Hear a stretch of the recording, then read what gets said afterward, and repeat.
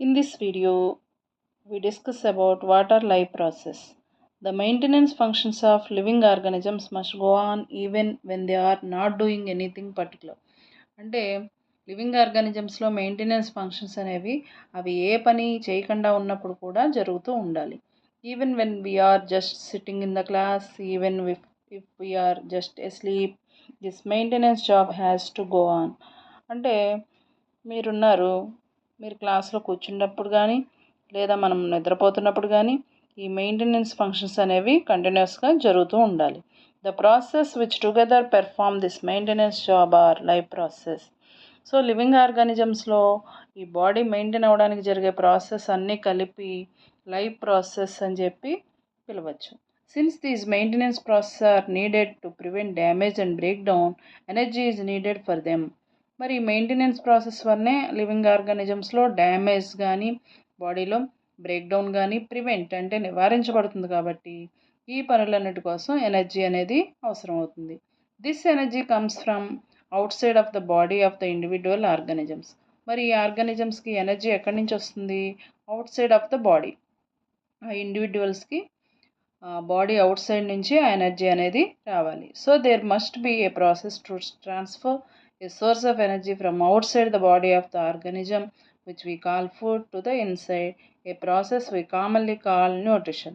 కాబట్టి ఈ ఎనర్జీని out side of the body అంటే లివింగ్ ఆర్గానిజమ్స్ యొక్క బాడీ అవుట్ సైడ్ నుంచి ఇన్సైడ్కి ట్రాన్స్ఫర్ చేయడానికి ఒక ప్రాసెస్ అనేది ఉండాలి. దాన్నే మనం కామన్గా న్యూట్రిషన్ అని పిలుస్తాం.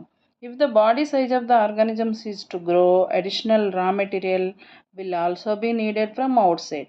అలాగే ఆర్గానిజం యొక్క బాడీ సైజ్ పెరిగే కొద్దీ ఫుడ్డే కాకుండా ఇంకా కొన్ని అదర్ రా మెటీరియల్స్ కూడా బయట నుంచి అవసరమవుతాయి. Since life on earth depends on carbon based molecules, most of these food sources are also carbon based.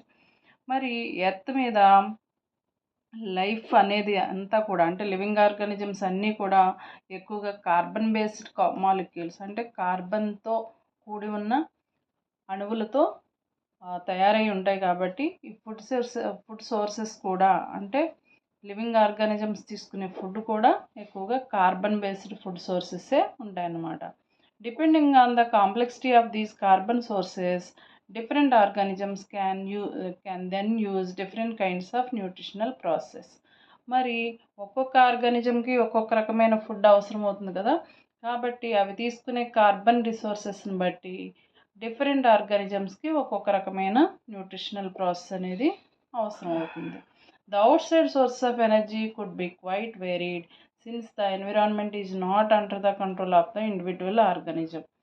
మరి ఇండివిజువల్స్కి బయట ఎన్విరాన్మెంట్ అనేది ఎప్పుడు ఒకే రకంగా ఉండదు కాబట్టి మారుతూ ఉంటుంది. కాబట్టి బయట నుంచి అవి తీసుకునే ఎనర్జీ సోర్సెస్ కూడా మారుతూ ఉంటాయన్నమాట. అవి ఆర్గానిజం యొక్క కంట్రోల్లో ఉండవు. These sources of energy therefore need to be broken down or built up in the body and must be finally converted to a uniform source of energy that can be used for the various molecular movements needed for maintaining living structures as well as to the kind of molecules the body needs to grow.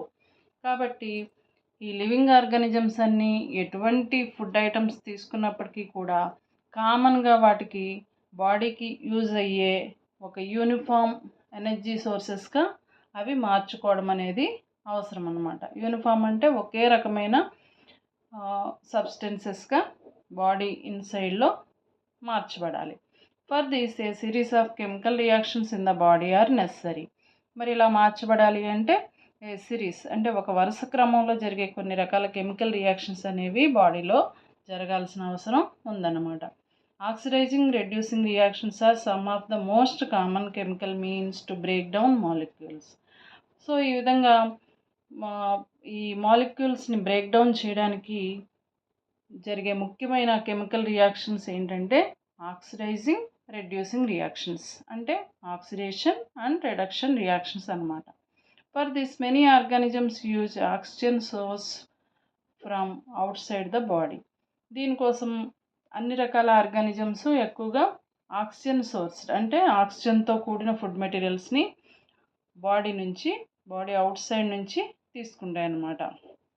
The process of acquiring oxygen from outside the body and to use it in the process of breakdown of food sources for cellular needs is what we call respiration.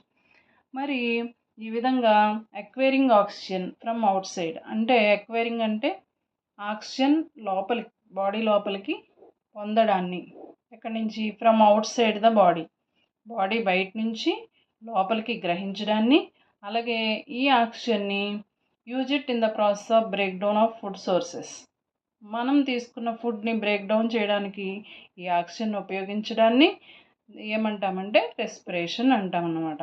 In the case of a single-celled organism, no specific organs for taking in food, exchange of gases or removal of waste may be needed because the entire surface of the organism is in contact with the environment. అంటే unicellular organisms మీకు తెలుసు కదా, unicellular organisms అంటే single celled organisms. వాటిలో ప్రత్యేకంగా ఫుడ్ని లోపలికి తీసుకోవడానికి కానీ అలాగే ఆక్సిజన్ని గ్రహించడానికి కానీ స్పెసిఫిక్ ఆర్గన్స్ అంటే ప్రత్యేకమైన అవయవాలు ఏమీ ఉండవు. అలాగే వేస్ట్ని బాడీ నుంచి రిమూవ్ చేయడానికి కూడా ప్రత్యేకమైన ఆర్గన్స్ ఉండవు. కాబట్టి అలాగే ఆర్గానిజం యొక్క entire surface of the body అంటే ఆర్గానిజం యొక్క హోల్ బాడీ అవుటర్ ఎన్విరాన్మెంట్తో కాంటాక్ట్లో ఉంటుంది. కాబట్టి వాటికి వేరే స్పెసిఫిక్ సిస్టమ్స్ అనేవి ఉండవన్నమాట. But what happens when the body size of the organism increases and the body design becomes more complex. మరి యూనిసెల్యులర్ ఆర్గానిజమ్స్కి అయితే ఓకే, స్పెసిఫిక్ ఆర్గన్స్ ఉండక్కర్లేదని చెప్పుకున్నాం. మరి ఆర్గానిజం యొక్క బాడీ సైజ్ ఇంక్రీజ్ అయ్యే కొద్దీ అలాగే బాడీ డిజైన్ చేంజ్ అయ్యే కొద్దీ మోర్ కాంప్లెక్స్గా వాటి నిర్మాణం మారే కొద్దీ పరిస్థితి ఏంటి? In multicellular organisms, all the cells may not be in direct contact with the surrounding environment.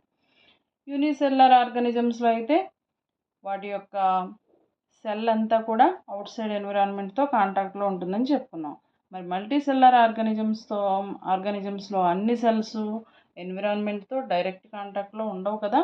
The simple diffusion will not meet the requirements of all the cells.